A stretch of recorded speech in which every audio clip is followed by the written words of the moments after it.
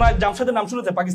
পাকিস্তানের শিল্পী ছিল জুনায়েদ জামশেদ, রক স্টার বলা হতো তাকে। সে জুনায়েদ জামশেদ যখন, সে কিন্তু ইঞ্জিনিয়ার ছিলেন, জানেন এটা, ইঞ্জিনিয়ার ছিলেন। তিনি চিন্তা করলেন ইসলামের যখন এই আসলো তখন চিন্তা করলো যে না, আমাকে গান গাওয়া যাবে না, গান ছেড়ে দিয়েছেন। ছেড়ে একটা ফার্ম দিয়েছেন, সিভিল ফার্ম, ইঞ্জিনিয়ারিং ফার্ম, তার বন্ধুকে নিয়ে, যে বন্ধু একটা ফার্ম দিব, সে একটা ফার্ম দিল। তখন এইটা দেওয়ার আগে তখন সে পাকিস্তানের একজন বিচারপতি ছিলেন এবং শরিয়া বোর্ডের চেয়ারম্যান, তিনি হচ্ছে আল্লামা তাকি ওসমানী, নাম শুনেছেন মনে হয়।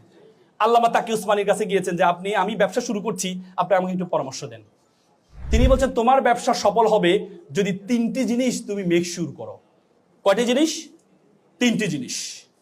একটি হচ্ছে তুমি কখনো তোমার সহপাঠী যাকে নিয়ে তুমি ব্যবসা শুরু করেছে তার কখনো পরনিন্দা করবা না, তার পিছনে কখনো নিন্দা করবা না।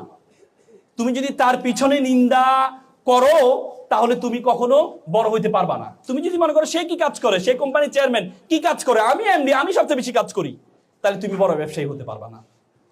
দ্বিতীয়টি হচ্ছে তুমি নিজের জন্য যদি পছন্দ করো, তুমি তোমার সহপাঠীর জন্য সেম জিনিস তুমি পছন্দ করবা।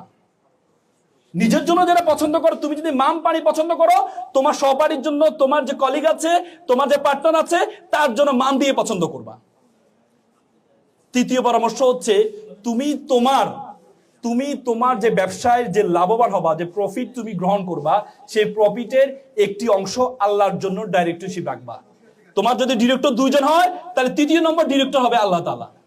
তার মানে কি আল্লাহকে টাকা দিতে হবে না? আল্লাহ কি টাকা নিজে গ্রহণ করেন? না, গরিব দুঃখীর জন্য। আল্লাহ বলছে উখরিজাতিল লিন্নাস, আমি তোমাকে মানুষের কল্যাণের জন্য সৃষ্টি করেছি। কুনতুম খায়রা উম্মাত উখরিজাতিল লিন্নাস, আমি তোমাকে মানুষের কল্যাণের জন্য সৃষ্টি করেছি। তুমি যদি কল্যাণটা নিশ্চিত করো, অন্যের জন্য খরচ করো, আল্লাহর জন্য খরচ করো, গরিবকে খাওয়াও, তোমার একটা রাখো, তাহলে তুমি কখনো ব্যবসায় ব্যর্থ হবে না।